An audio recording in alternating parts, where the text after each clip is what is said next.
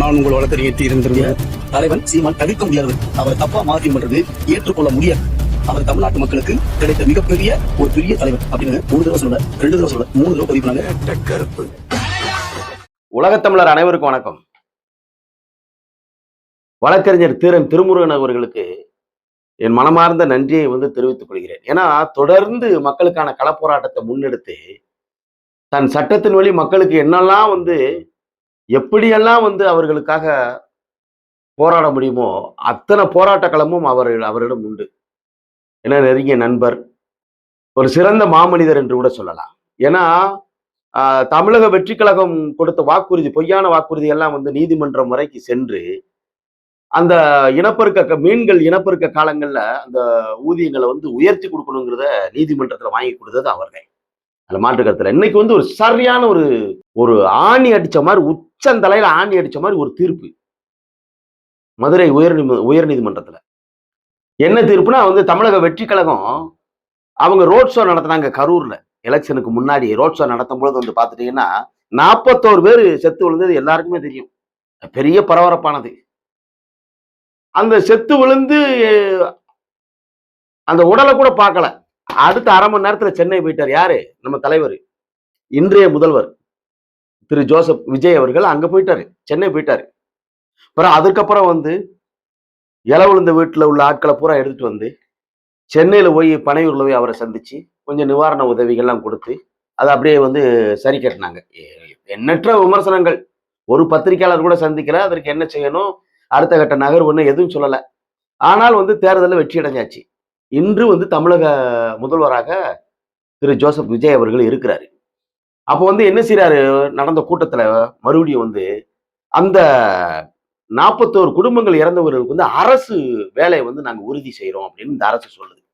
அதாவது கூட்டத்துல நெரிசல்ல செத்து விழுந்தவங்களுக்கு தமிழக வெற்றி கழகம் அதிகாரத்திற்கு வந்த பிறகு தன் கூட்டத்தை பார்க்க வந்ததுனால செத்து விழுந்துட்டான், அவனுக்கு அரசு வேலை கொடுக்குறாங்க. இது எவ்வளவு பெரிய பிற்போக்குத்தனமானதுன்னு பாருங்களேன். ஏன் செத்து விழுந்தவன் பூரா முல்லை பெரியாற்றினுடைய நதிநீர் பிரச்சனைக்காக செத்து விழுந்தானா, இல்ல காவேரி ஆற்றின் சிக்கலுக்காக தன்னுயிரை கொடுத்த போராளிகளா, இல்ல பாலாற்று பிரச்சனைக்காக போராடி காவல்துறையிட்ட அடி வாங்கி செத்தானா, இல்ல மீனவர் பிரச்சனைக்காக போராடி உயிர் நீத்தவனா, இல்ல ஈழ பிரச்சனைக்காக உயிர் நீத்தவனா? எதுவும் கிடையாது. ஆட்டம் பாட்டம் கூத்து கொண்டாட்டம். ஒரு நடிகனை பார்க்க பச்சிலம் குழந்தைகளும் முட்டா கழுதைகளை முண்டி அடிச்சு தண்ணி இல்லாம சோறு இல்லாம செத்து விழுந்த கூட்டத்திற்கு இந்த அரசு அதிகாரத்திற்கு வந்த பிறகே உடனே வேலை வாய்ப்பு கொடுக்குதுன்னா இது எவ்வளவு பெரிய மோசடி அரசியலுங்கிறத பாருங்களேன். இதற்கு முன்பாக எண்ணற்ற போராளிகள் இருக்கேன் அந்த மண்ணுல. காவல்துறையால் அடிச்சு சித்திரவதை செய்யப்பட்ட எத்தனை போராளி குழுக்கள் இருக்கு. அவங்களுக்கு அந்த அரசு என்ன செஞ்சுச்சு, என்ன செய்ய போகுது? பதில் இருக்கா? ஒரு பதிலும் இல்ல. எம்ப்ளாய்மெண்ட்ல பதிஞ்சு வச்சு இன்னும் காத்து கிடக்குறியான். வேலை வாய்ப்பு ஏதாவது ஒரு வழியில நமக்கு வேலை வாய்ப்பு கிடைக்குமா? படிச்சவன் பூரா வேலை இல்லாம ரோட்ல அலைஞ்சுக்கிட்டு இருக்கான்.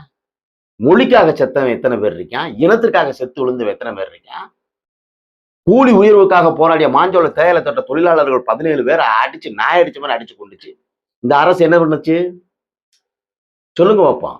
அப்ப இறந்தவர்களுக்கு பூரா வேலை வாய்ப்புனா, அப்ப இதற்கு முன்பாக அரச பயங்கரவாதத்தால் கொலை செய்யப்பட்டவர்கள், அடிச்சு சித்திரவாதம் செய்யப்பட்டவர்கள், அதற்கு இந்த அரசு என்ன செய்ய போகுது? உழவை சேத்துல கை வச்சாதான் நம்ம சோத்துல கை வைக்க முடியும். மழைன்னு பார்க்காம வெயில்னு பார்க்காம இந்த மண்ணுல அடைமலையில இடி விழுந்து செத்து விழுகிறானே, அவனுக்கு ஏதாவது இந்த அரசு ஒரு வேலை வாய்ப்பு, ஏதாவது ஒரு நிதி ஏதாவது கொடுத்ததா சொல்லுங்க பார்ப்போம். எதுவும் கிடையாது. அப்ப தான் கட்சிக்கார மட்டும் செத்த உடனே அவனுக்கு வேலை வாய்ப்பை கொடுக்கணும் அப்படிங்கிறது அதான் நீதிபதி தரமான கல்வி. அப்ப செத்து விழுந்தவனுக்கு அப்புறம் இந்த அரசு நீ வேலை கொடுத்துருவியா? உன்னால வேலை கொடுக்க முடியுமா? அவதூறு பரப்பப்பட்ட பொழுது, தமிழக முதல்வர் மீது அவதூறு பரப்பப்பட்ட பொழுது உடனே யூடியூப்ல கைது பண்ற, அந்த குறும்படத்தை வலைதளங்களை பகிர்ந்தவனை கைது பண்ணி சிறைப்படுத்துற. நீதிபதி கேட்ட கேள்வி, ஆணி அடிச்ச மாதிரி கேட்ட கேள்வி. அப்ப இந்த தலைமுறையில் அரசியலில் தவிர்க்க முடியாத சக்தி செந்தமிழன் சீமான் மதுரை உயர் நீதிமன்றத்துல நீதிபதி அவர்கள் வச்ச கேள்வி இது.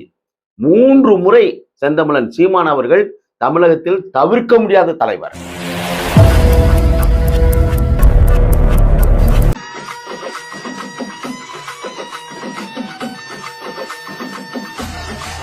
அவர் மேல எத்தனை அவதூறுகள் வந்துச்சு.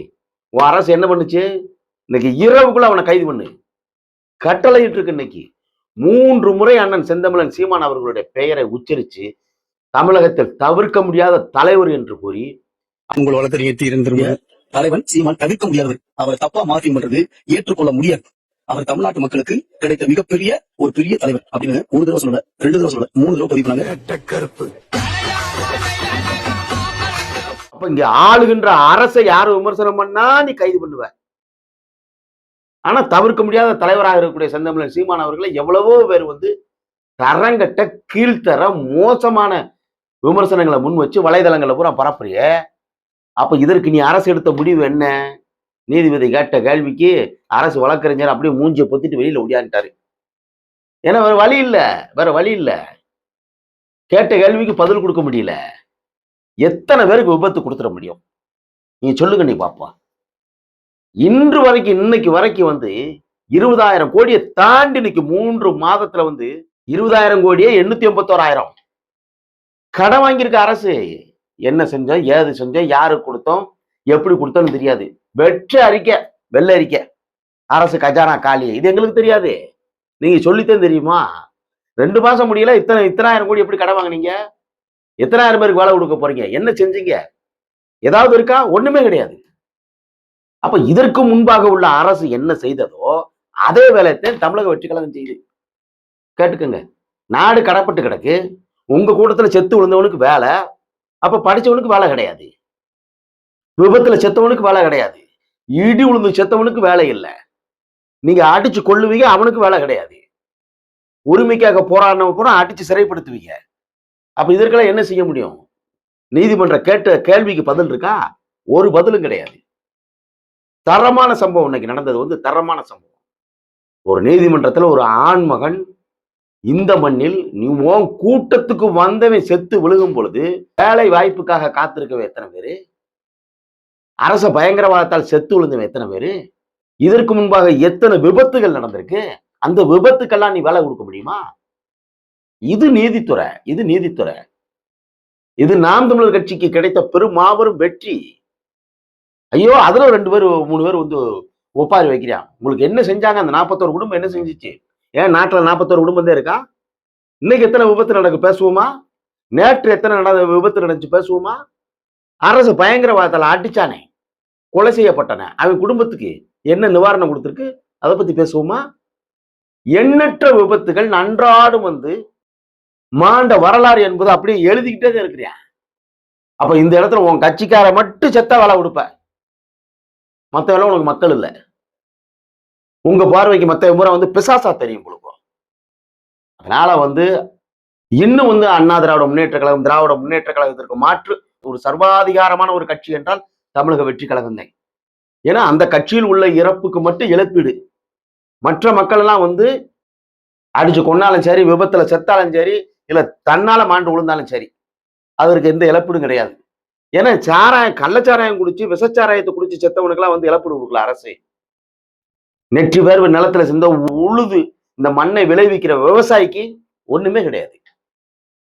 தொடர்ந்து மக்களுக்காக பலதரப்பட்ட போராட்டங்களை கையில் எடுத்து போராடி கொண்டிருக்கும் ஒரு மதிப்பிற்குரிய அண்ணன் திருமுருகன் அவர்களுக்கு என் மனமார்ந்த நன்றியும், நாம் தமிழர் கட்சியினுடைய உறவுகளுடைய அத்தனை வாழ்த்துக்களும் உங்களுக்கே சேரும்.